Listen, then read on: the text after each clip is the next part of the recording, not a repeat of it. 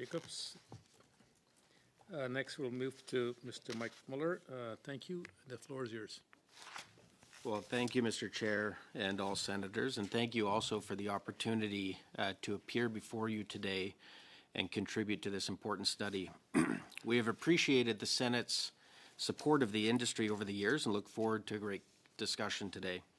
I'm here on behalf of the Aerospace Industries Association of Canada, representing Canada's world-class aerospace sector that supports more than 225,000 highly skilled workers and their families and contributes over $34 billion in GDP.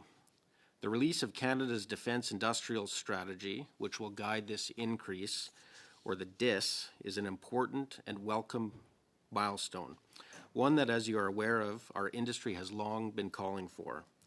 I also would like to take this opportunity to recognize the Prime Minister and his government for moving forward with this strategy in an expeditious manner. Now that we have a strategy, we need to ensure we have government and industry working in tandem to extract every opportunity for industry, regardless of size, company, or location. The strategy provides a solid foundation and roadmap identifying key sovereign capabilities that include aerospace and its critical operations. The strategy deserves praise. However, strategy alone does not deliver capability or grow our defense industrial base. As I stated, success will depend on implementation and on close coordination between government and industry. The strategy also clearly identifies this as Pillar 1, and is dedicated to the renewal of the government's relationship with industry. We look forward to working with the government to ensure there is alignment, clear signals, and a more strategic, whole-of-government approach to building Canada's defence industrial base. The DIS recognizes aerospace as a sovereign capability and a key enabler of Canada's national defence and security. It is one of the few sectors in Canada with a full-spectrum capability to design, build, certify, and sustain through training and also in-service support complex systems, including aircraft and space-based assets. World-class Canadian capability is already embedded in support of the Canadian Armed Forces and our allies. We have the industrial base, the skilled workforce, and the technological expertise required to deliver, provided the right conditions are in place.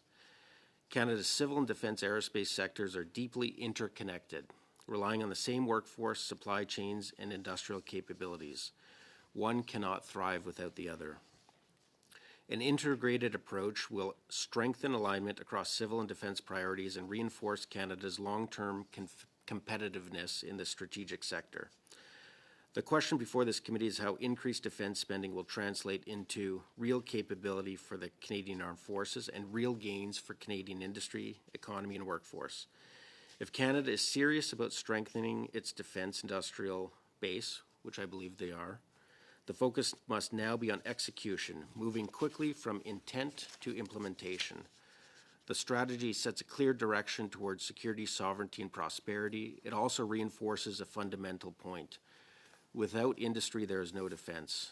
For industry to deliver at the speed of relevance, it requires clarity, predictability, transparency. Translating the strategy into clear demand signals will determine success.